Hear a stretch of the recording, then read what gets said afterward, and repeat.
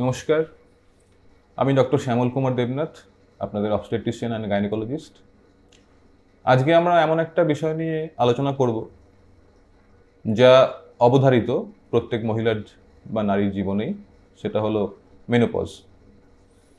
একটা সার্টেন বয়সের পরে প্রত্যেক মহিলারই মেনোপজ হয় এবং সেটা আমাদের দেশে অ্যাভারেজ 45 to 55 ইয়ার্স এইরকম বয়সের মধ্যে হতে পারে।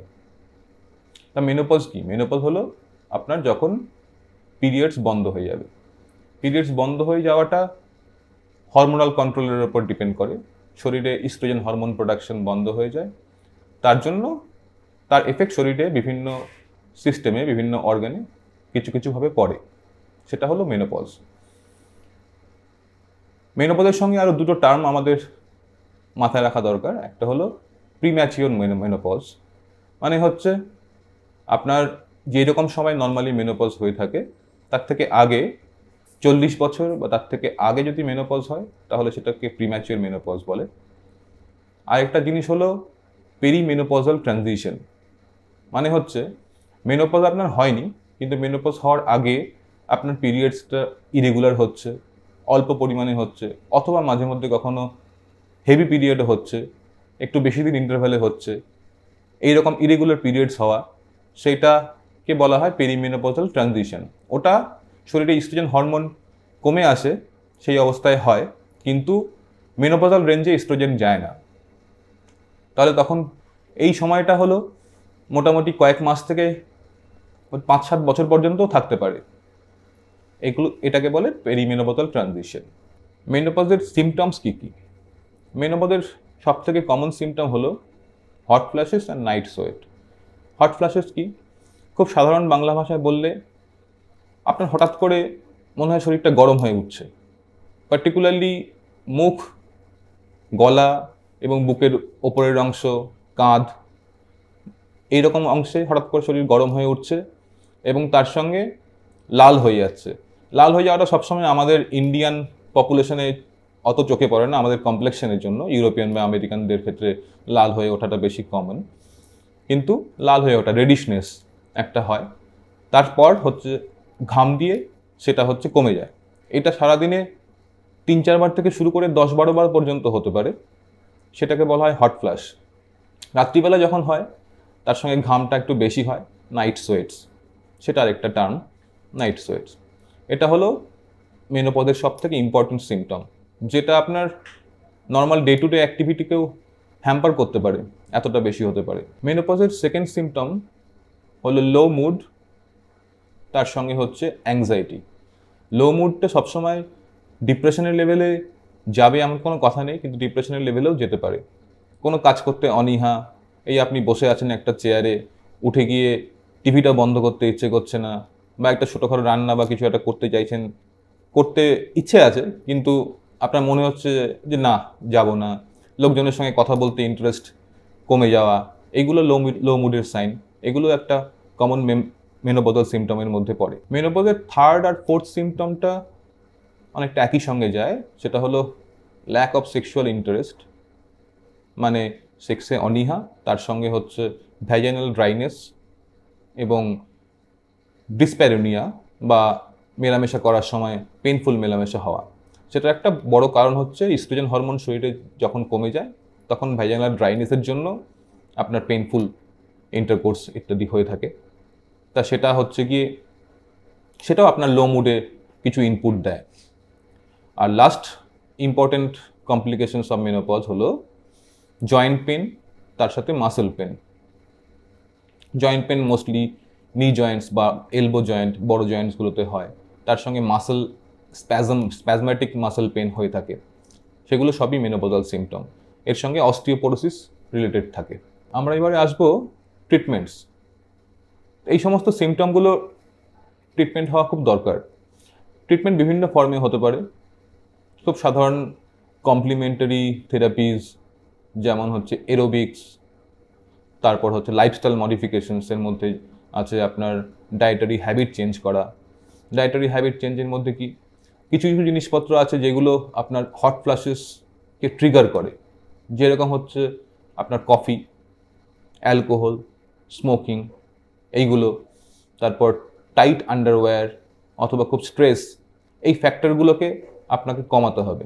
তার সঙ্গে আপনি যদি একটু জগিং করেন, ফ্রি হ্যান্ড এক্সারসাইজ করেন, তাহলে আপনার শরীর এবং মন দুটি অনেক ফ্রি হতে পারে। মেনোপজাল সিমটম কিন্তু অনেক সময় দেখা যায় যাদের মাইল্ড মেনোপজাল সিমটম আছে তাদের এইগুলোতেই অনেকটা কমে আসে। এছাড়া লাইফস্টাইল মডিফিকেশনের মধ্যে পড়ছে খাবারের কিছু কিছু জিনিসপত্র আমরা ইনকর্পোরেট করতে বলি, যেরকম সয়াবিন রিলেটেড জিনিস, সয়াবিন পাউডার হতে পারে, নর্মাল সয়াবিন হতে পারে।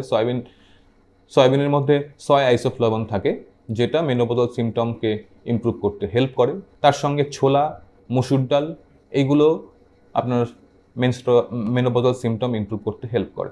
এবার আসছি প্রেসক্রাইবড মেডিসিনের ওপর। প্রেসক্রাইবড মেডিসিনের মধ্যে গাবাপেন্টিন, এসএসআরআই, এসএনআরআই, এই সমস্ত গ্রুপের ড্রাগ, এবং সবথেকে ইম্পর্টেন্ট যেটা সেটা হলো এইচআরটি বা হরমোন রিপ্লেসমেন্ট থেরাপি। তা হরমোন রিপ্লেসমেন্ট থেরাপি নিয়ে আমরা ডিটেলসে একটু ডিসকাস করতে চাই। হরমোন রিপ্লেসমেন্ট থেরাপি হলো গিয়ে আপনার শরীরে যে ইস্ট্রোজেন হরমোন কমে আসে মেনোপজের পরে, সেটাকে রিপ্লেসমেন্ট করা। সেটা রিপ্লেসমেন্ট করলে সবথেকে ভালো মেনোপজাল সিমটম ইমপ্রুভ করতে পারি আমরা। তা ইস্ট্রোজেন হরমোন রিপ্লেসমেন্ট কী করে করা হয়? যে সমস্ত মহিলাদের ইউটেরাস আছে মেনোপজের পরে, তাদের ক্ষেত্রে আমরা ইস্ট্রোজেনের সঙ্গে প্রোজেস্টেরন হরমোন ইউজ করতে বলি। এই কারণ হচ্ছে প্রোজেস্টেরন হরমোন না দিলে শুধুমাত্র ইস্ট্রোজেনের এফেক্টে ইউটেরাসের ভেতরের লেয়ার, যেটাকে এন্ডোমেট্রিয়াম বলা হয়, সেটা ধীরে ধীরে মোটা হতে থাকে এবং যে কোনো সময় একটা ব্লিডিং হতে পারে। এবং লং টার্ম ইস্ট্রোজেন থেরাপির জন্য এন্ডোমেট্রিয়াল হাইপারপ্লাসিয়া হতে পারে, যেটা হচ্ছে খারাপ, যেটা কিছু কিছু ক্ষেত্রে এন্ডোমেট্রিয়াল ক্যান্সার অবধি যেতে পারে। সুতরাং যাদের ইউটেরাস আছে তাদের ক্ষেত্রে আমরা ইস্ট্রোজেন তার সঙ্গে প্রোজেস্টেরন হরমোন প্রেসক্রাইব করি। সেটা আবার দুরকমভাবে করা যায়। সেটা হলো সাইক্লিক্যাল ওয়েতে করা যায় অথবা কন্টিনিউয়াস ওয়েতে করা যায়। সাইক্লিক্যাল ওয়েতে কাদের ক্ষেত্রে আমরা হরমোন রিপ্লেসমেন্ট থেরাপি করি? যাদের হচ্ছে সদ্য মেনোপজ হয়েছে, উইদিন 1 year অফ মেনোপজ, অথবা পেরিমেনোপজাল ট্রানজিশনে আছেন, তাদের ক্ষেত্রে আমরা সিকোয়েন্সিয়াল পিল ইউজ করতে বলি। এই কারণে তাদের হচ্ছে ইন্টারমিটেন্টলি পিরিয়ডস হয়। আর যাদের 1 বছরের বেশি মেনোপজ হয়ে গেছে তাদের ক্ষেত্রে আমরা কন্টিনিউয়াস কম্বাইন্ড এইচআরটি বা হরমোন রিপ্লেসমেন্ট থেরাপি ইউজ করি, যাতে একটা সার্টেন ডোজের ইস্ট্রোজেন এবং প্রোজেস্টেরন হরমোন থাকে। তাদের হচ্ছে থ্রু আউট দ্য সাইকেল চলে। কন্টিনিউয়াস কম্বাইন্ড হরমোনাল থেরাপির ক্ষেত্রে একটা সার্টেন ডোজের ইস্ট্রোজেন এবং প্রোজেস্টেরন হরমোন ইউজ করা হয়, যেটা কন্টিনিউয়াসলি চলে। এবং এই ডিউরেশনটা হরমোন রিপ্লেসমেন্ট থেরাপি ভ্যারি করবে, usually 2 to 5 years, but preferably less than 5 years। এবং সেই হরমোন রিপ্লেসমেন্ট থেরাপি ইউজুয়ালি 60 বছরের পরে আর করা হয় না। আরেকটি টাইপের এইচআরটি বা হরমোন রিপ্লেসমেন্ট থেরাপি আছে, সেটা আমি আগে যে বলেছি, যাদের সেক্সুয়াল ড্রাইভ কম তাদের ক্ষেত্রে আমরা টেস্টোস্টেরন হরমোন ইউজ করি। টেস্টোস্টেরন জেল ফর্মে ইউজ করা হয়। সারাদিনের কোনো একটি সময় একবার বা দুবার সারাদিন ইউজ করতে হয়, সেটাতে সেক্সুয়াল ড্রাইভ ইমপ্রুভ করতে হেল্প করে। তা এইবার এই যে হরমোন রিপ্লেসমেন্ট থেরাপি, এটা নিয়ে অনেকের অনেক রকম ধারণা রয়েছে। এটা কি আদৌ সেফ? সাইন্টিফিক্যালি বললে, for most of the women hormone replacement therapy is safe. Particularly কিছু কিছু ক্ষেত্রে যাদের মনে করুন স্ট্রোকের হিস্ট্রি আছে, অথবা কোনো বড় cardiovascular problem, severe hyper tension, তার সঙ্গে হার্ট ডিজিজ আছে, তাদের ক্ষেত্রে হয়তো আমরা একটু কশাসলি ইউজ করতে বলি, হয়তো ডোজ কমাতে পারি, অথবা হচ্ছে কম সময় ধরে হরমোন রিপ্লেসমেন্ট থেরাপি ইউজ করতে পারি। কিন্তু হরমোন রিপ্লেসমেন্ট থেরাপির খুব যে অ্যাবসলিউট কন্ট্রাইন্ডিকেশন সেটা বলা যাবে না। তো এইচআরটির পর কী কী বেনিফিট আমরা পেতে পারি? যে সমস্ত মেনোপজাল সিমটম আছে সমস্ত ক্ষেত্রেই কিন্তু এইচআরটি বেনিফিট পাওয়া যায়। সবথেকে ইম্পর্টেন্ট হচ্ছে ভ্যাসোমোটর সিমটম বা হট ফ্ল্যাশেস, যেটা বললাম। হট ফ্ল্যাশেস অনেক মহিলার ক্ষেত্রেই খুবই ডিস্টার্বিং, সেই ক্ষেত্রে কিন্তু এইচআরটি খুবই বেনিফিশিয়াল।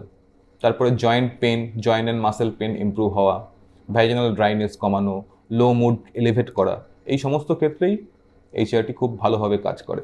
আরেকটি ইম্পর্টেন্ট পয়েন্ট হলো, যখন ইস্ট্রোজেন হরমোনের সঙ্গে প্রোজেস্টেরন ইউজ করা হয়, তখন প্রোজেস্টেরন হরমোন কিছুটা ব্রেস্ট ক্যান্সারের রিস্ক বাড়ায়, কিন্তু সেটা খুবই সামান্য। আর ইস্ট্রোজেন হরমোন ইটসেলফ হচ্ছে আপনার ব্লাড ক্লট বেশি করতে একটু সাহায্য করে, মানে হাইপার কোয়াগুলেবল হয়।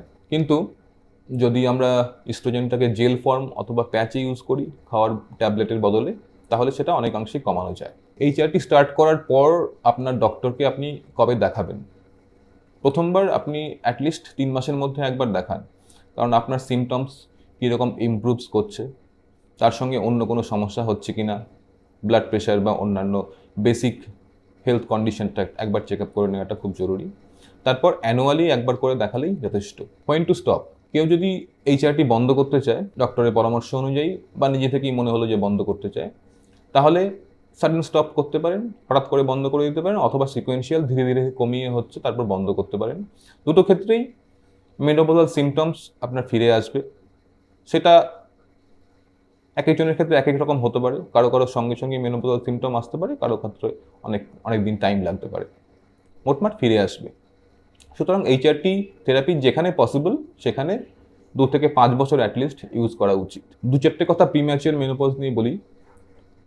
একটা তো অলরেডি বলেছি যে 40 বছরের আগে মেনোপজ হলে সেটাকে প্রিম্যাচিওর মেনোপজ বলে। এবার প্রিম্যাচিওর মেনোপজের কিছু কিছু কারণ থাকে, কোনো ফ্যামিলি ট্রেন্ড থাকে প্রিম্যাচিওর মেনোপজ হওয়ার। এছাড়া cancer, chemotherapy, radiotherapy, auto immune disease ইত্যাদি বিভিন্ন রকম ডিজিজের সঙ্গে প্রিম্যাচিওর মেনোপজের একটা সম্পর্ক রয়েছে। পলিউশন এক্সপোজার, টক্সিন এক্সপোজার, এগুলো প্রিম্যাচিওর মেনোপজে ইনপুট দেয়। তা প্রিম্যাচিওর মেনোপজের জন্য ডায়াগনস্টিক টেস্ট করার জরুরি।